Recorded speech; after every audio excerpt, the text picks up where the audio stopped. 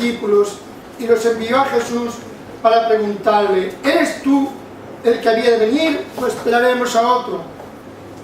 Cuando pues los hombres vinieron a él, dijeron: Juan el Bautista nos ha enviado a ti para que preguntarte: ¿eres tú el que había de venir o esperaremos a otro? En esa misma hora sanó a muchos de enfermedades, plagas y de espíritus malos, y a muchos ciegos les dio la vista. Y respondiendo Jesús les dijo: id y haced saber a Juan lo que habéis visto y oído: los ciegos ven, los cojos andan, los leprosos son limpiados, los sordos oyen, los muertos son resucitados, y a los pobres es anunciado el Evangelio. Versículo 23. Y bienaventurado es aquel que no halle tropiezo en mí. Aleluya. Qué palabra más bonita, más hermosa para meditar en esta mañana. Nos dice la palabra de Dios que dos de los discípulos de Juan fueron enviados por Juan el Bautista a Jesús y le dijeron: ¿eres tú el que había de venir o esperaremos a otro? Todos sabemos que Juan el Bautista había bautizado a Jesús. Todos lo sabemos, ¿verdad? En el río Jordán, Mateo 3:16. Y también sabemos que Juan el Bautista, cuando manda a estos discípulos a preguntarle a Jesús, él estaba en la cárcel prendido por Herodes. Mateo 11:2. Ahora bien, ¿por qué Juan el Bautista? Es algo interesante, muy interesante. ¿Por qué Juan el Bautista envía a dos de sus discípulos a preguntar a Jesús: ¿eres tú o esperaremos a otro? ¿Eres tú el Mesías o esperaremos a otro? Si Juan en el capítulo 1, versículo 29, cuando Jesús venía a que Juan el Bautista lo bautizara, Juan el Bautista, lleno del Espíritu Santo, porque dice que estaba lleno del Espíritu Santo desde el vientre de su madre, cuando ve venir a Jesús le dice: he aquí a todos, he aquí el Cordero de Dios que quita el pecado del mundo. Sabía que era Jesús el Mesías, sabía que era Dios mismo el que estaba ahí. Y también Juan el Bautista había sido testigo de una voz del cielo cuando lo bautizó, que decía: este es mi Hijo amado en quien tengo toda complacencia. Él había sido testigo de esa voz del cielo. Ahora vemos por qué Juan envía a dos de sus discípulos a preguntarle a Jesús si era el Mesías, si era el que había venido o tenían que esperar a otro. ¿Qué dudas tiene Juan el Bautista? Porque son dudas las que tiene en su corazón. Y es que os digo una cosa: todos los creyentes pasamos por baches espirituales y pasamos por altibajos en nuestra vida espiritual. Todos. Y el que diga que no, miente. Y además os digo una cosa: podéis mirar en la palabra de Dios y veréis muchos ejemplos. Abraham, ahí donde lo veis, Jacob, David, Elías, y no quiero poner más, tuvieron altibajos, baches espirituales. Aquí Juan estaba deprimido, él estaba en la cárcel, ya no estaba con sus discípulos venían a visitarle, estaba pasando un bache espiritual, tenía dudas, y además estaba en la cárcel. Y por si fuera poco, él sabía que su muerte era eminente, sabía muy bien lo que le esperaba, que le iban a cortar la cabeza, lo sabía.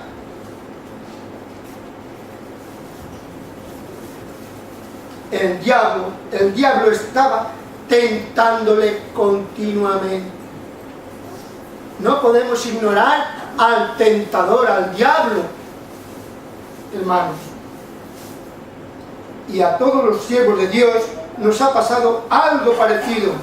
El diablo aprovecha cualquier situación, cualquier bajón en nuestra vida espiritual para atacarnos. No podemos descuidarnos en ningún momento. Si dejas un hueco, ahí se va a meter el diablo, hermano. Y él tratará de quitarte tu fidelidad y tu amor a Cristo, tu amor a Dios. En cuanto dejes un hueco, el diablo se mete ahí. Así comenzó con Judas. Encontró un hueco que le gustaba el dinero y se metió en su vida. Y ya no lo pudo quitar hasta que lo arruinó totalmente. Nunca, hermanos y hermanas queridas, nunca, nunca, jamás deis la mínima oportunidad al diablo. Él no tendrá compasión de ti y de mí. Jamás de los creyentes tendrá compasión el diablo.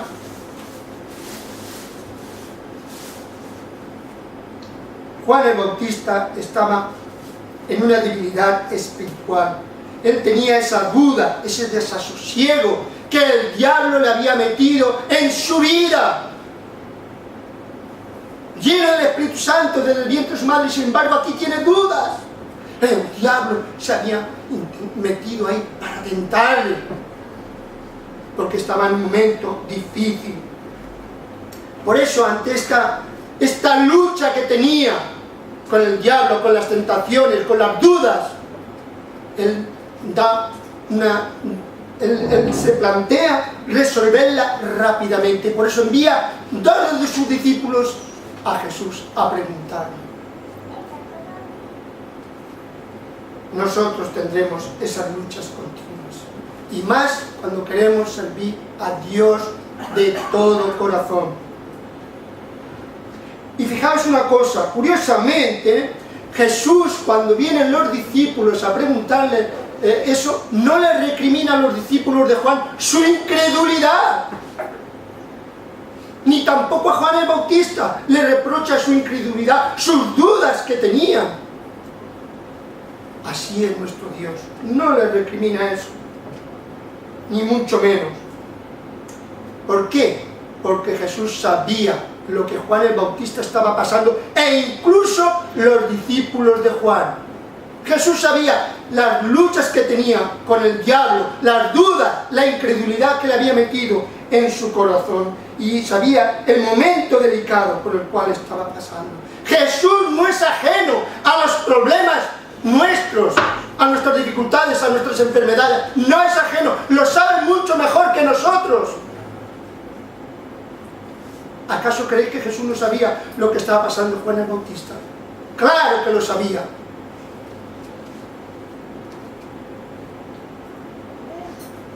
Jesús a los discípulos no le contesta de inmediato.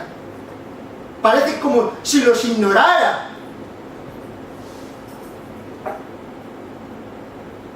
Pero ¿sabéis lo que hace? Comienza a hacer la obra a la cual él había venido. Empieza a sanar a enfermos, a dar vista a los ciegos, a dar oído real a los que están sordos, a limpiar a leprosos. Y los discípulos de Juan el Bautista están ahí viendo eso y admirados de la grandeza de Jesús, de su gloria. Por supuesto que cuando vieron lo que estaba haciendo Jesús, a los discípulos de Juan se les quitó todas las dudas. Ya no había ninguna duda.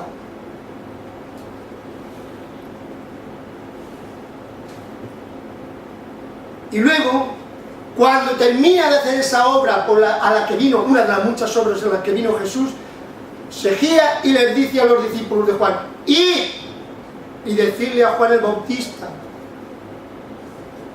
lo que habéis visto y oído. Id y decírselo.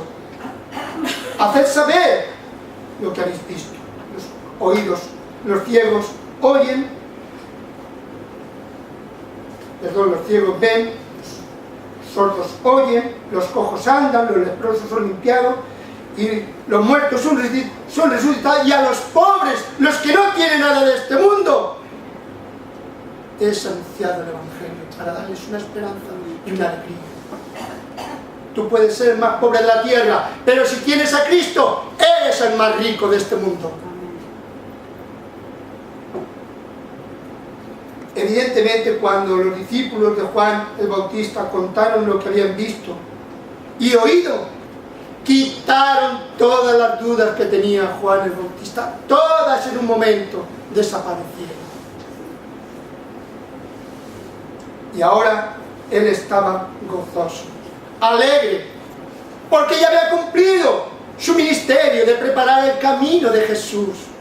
Y ahora ese desasosiego se convierte en paz, porque le cuentan que él había servido de verdad al Dios Todopoderoso, había preparado el camino como él había sido enviado y había cumplido todo, estaba preparado, había terminado su obra. Y lo más hermoso, estaba preparado para morir y para irse con su Hacedor, para irse con él, con el Señor a su gloria. Hermanos y hermanas, todos cuando tenemos un bache,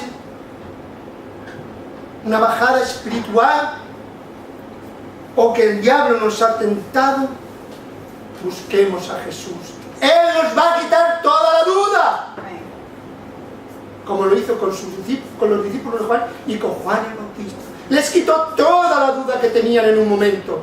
Si tienes duda, tienes algún problema que te supera, ve a Jesús. Ve a Jesús. Él es la respuesta a todas nuestras preguntas, a todos nuestros sufrimientos. Él es la respuesta a todo lo que necesitamos como hombres y mujeres de Dios. En el versículo 23 dice una frase Jesús fantástica, maravillosa, que a mí me ha cautivado y quiero compartirla con vosotros en esta mañana. Y es que esta palabra te atrae, te cautiva, te da consuelo, te anima, te fortalece, porque sabes que estás en la roca de la eternidad y no estás en arenas movedizas, en el engaño y el pecado del mundo y del diablo. ¿Sabéis qué frase es? Bienaventurado aquel que no haya tropiezo en mí. Aleluya. Bienaventurado aquel varón, aquella mujer que no haya tropiezo en Cristo. Feliz, dichoso. Aleluya. Gloria a Dios. Amén. Porque Jesús o te es tropiezo o te es tu Señor. No hay nada más que esas dos cosas. Si Cristo te es tropiezo, mala señal. Pero si Cristo es tu Señor, eres bienaventurado. ¿Y saben lo que es bienaventurado? Es una persona feliz, muy bendecida, dichoso. Bienaventurado es una palabra que expresa la gracia, el regocijo, la alegría. Es una persona que goza de la bendición de Dios. Bienaventurado.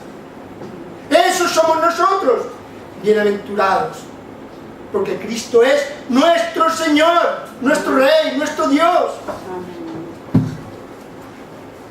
Por el contrario, hallar tropiezo en Cristo es una cosa contraria, es escandalizarse, ofenderse, herirse, sentirse agraviado y caer. Muchas veces te encuentras que le predican la palabra de Dios a otro y te rechazan. Si pudieran matarte, te mataban. Y bien me pasó con una persona mayor. Estaba, que se salía. ¿Sabéis por qué? Porque Cristo es tropiezo para esta persona en su vida. no pueden aceptar la palabra de Dios, porque descubren sus tinieblas.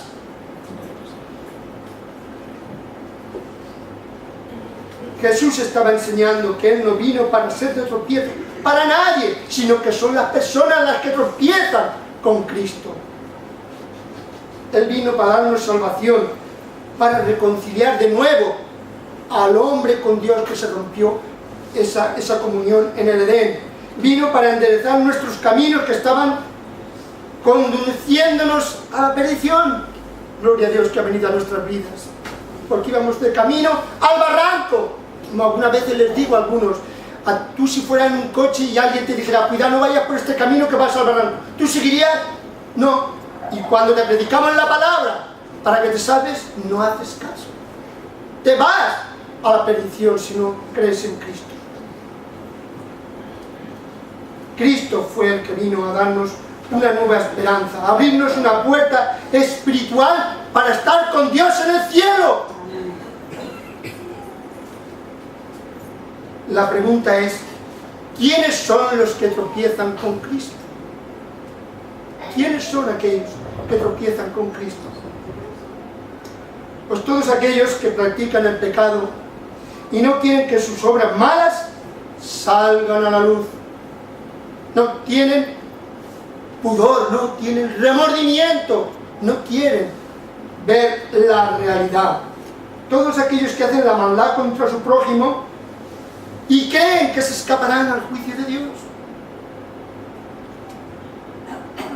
Todos aquellos que están en contra de la verdad de Cristo y mienten además. En los tiempos de Jesús, como sabemos, los saduceos, los fariseos, los sacerdotes, toda la clase política, religiosa, no podían ver a Jesús. Era de tropiezo para ellos. Y además se sentían ofendidos. Se sentían ofendidos.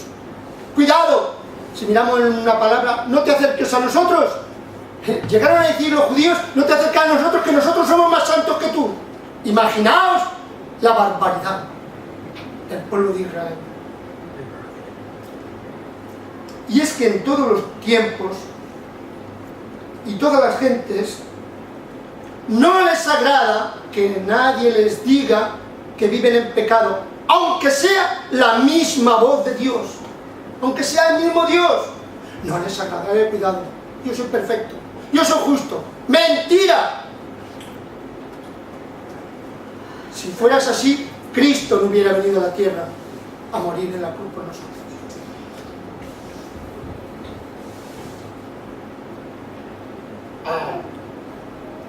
Muchos quieren seguir haciendo sus obras sin dar cuenta a nadie. Quieren seguir su vida. No son capaces de rectificar ni de reconocer que andan en pecado, que se han rebelado contra Dios. Como todos nos hemos apartado, como dice el profeta Isaías, nos hemos apartado y cada uno ha ido por su camino. El hombre desde el Edén y la mujer ha endurecido su corazón a Dios por el pecado. No es otra la causa, es el pecado que hace que el hombre se endurezca en su corazón contra Dios. Y además acusan a Dios de todos sus problemas y de todas las cosas que le acontecen mal. Y como consecuencia, Dios ha castigado al hombre duramente. Sodoma y Gomorra, el diluvio, ha castigado duramente a la humanidad, pero la humanidad sigue sin querer escuchar la voz de Dios. ¿Sabéis por qué? Por el pecado ha endurecido su corazón, se tapan los oídos y cierran su corazón para Dios. Qué triste, pero esa es la realidad de la humanidad hoy en día. No quieren oír la voz de Dios. Para nosotros los hijos de Dios, para no tropezar y caer en el pecado y en la desaprobación de Dios, tenemos que andar en luz, en santidad. Hermanos, acordaos, en luz de santidad. Si tú vas de día por un camino, no tropezarás, pero si vas de noche, una noche oscura, y hay muchas piedras, seguro que te caes. Tenemos que andar en luz, y no en las tinieblas, ni en la noche.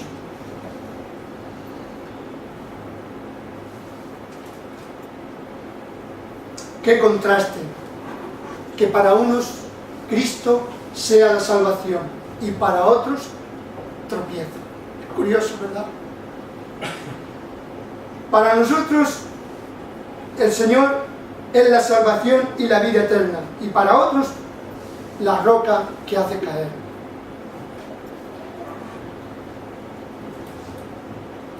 Lo peor es que los que caigan no se levantarán jamás. Los que caen contra Cristo no se levantarán jamás. Bienaventurado, dijo Jesús, el que no halle tropiezo en mí. Es una promesa, una bendición que Jesús estaba diciendo y que se cumple en nosotros y en toda la gente que cree en Cristo. Bienaventurado, feliz, dichoso los que creen en Cristo, los que no tienen tropiezo con Él. Jesús realmente estaba diciendo, creed en mí,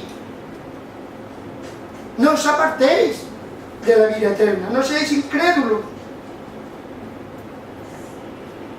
Cuando abrimos la puerta de nuestro corazón, cerramos 1000 huecos, 1000 puertas, 1000 ventanas al diablo. Abre la puerta de tu corazón y cerrará muchas puertas al diablo, hermanos. Es triste ver cómo algunos hombres del pasado han sido piedras de tropiezo por darle la espalda a Dios. El problema es que cuando damos la espalda a Dios podemos ser piedras de tropiezo para otros. Y es curioso, por el mal que hacen. El caso de Balaam, un profeta de Dios, que decía que era de Dios, pero con sus hechos demostró que no era un profeta de Dios. Apocalipsis 2:14 dice así: tengo unas pocas cosas contra ti, contra la iglesia, que tienes ahí a los que retienen la doctrina de Balaam, que enseñan a Balac a poner tropiezo ante los hijos de Israel y a comer cosas sacrificadas a los ídolos y a cometer fornicación. ¿Os dais cuenta?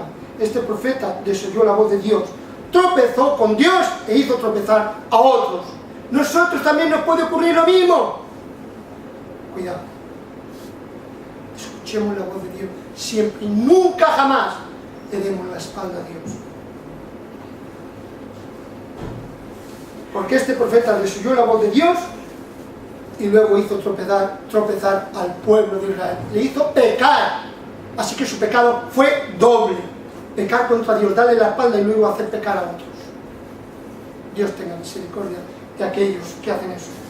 Otro caso llamativo fue el de Jeroboam. Tenía miedo de perder su reino y de que los judíos fueran a Israel y no estuvieran cerca de él. Así que hizo pecar a Israel. Levantó dos becerros de oro para que fueran a adorarle allí y no fueran al templo de Jerusalén. Tropezó él y hizo tropezar al pueblo de Israel. Dos pecados gravísimos a los ojos de Dios. Primera de Reyes 12:29. Y también el apóstol Pablo nos habla de aquellos creyentes que tropiezan con Cristo. Cuidado, que el apóstol Pablo ya lo dijo, y van en contra de la sana doctrina. Hechos, Romanos 16, 17 y 18, que dice así: mas os ruego, hermanos, que no os fijéis en los que causan divisiones y tropiezos en contra de la doctrina que vosotros habéis aprendido y que os apartéis de ello. La doctrina que habéis aprendido de los apóstoles y de Jesucristo, no nos podemos salir.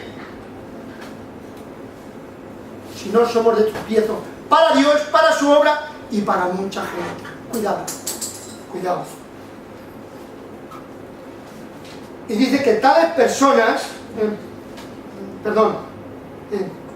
dice, y tales personas no sirven a nuestro Señor Jesucristo, sino a sus propios vientres, y con suaves palabras y lisonjas engañando a los corazones ingenuos, es decir, a aquellos que no entienden la palabra, que no tienen una sana doctrina, que no han estudiado la palabra, son fáciles de engañar.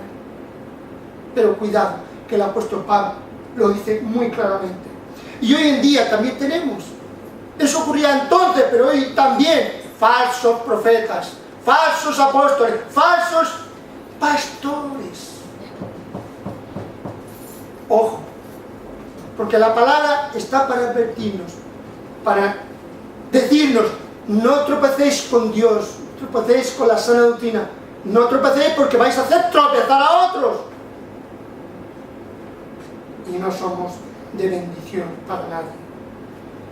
Así que vemos lo que hacen. En Hechos 20-29, también el apóstol Pablo dice: yo sé que después de mi partida, fijaos, en aquel entonces ya, entrarán en medio de vosotros lobos rapaces que no perdonarán al rebaño, y de vosotros mismos se levantarán hombres que hablen cosas perversas para arrastrar tras sí a los discípulos. Hombres no son de Dios cuando se miran por sí mismos, cuando miran por sus intereses y no por Cristo. Esos son tropiezos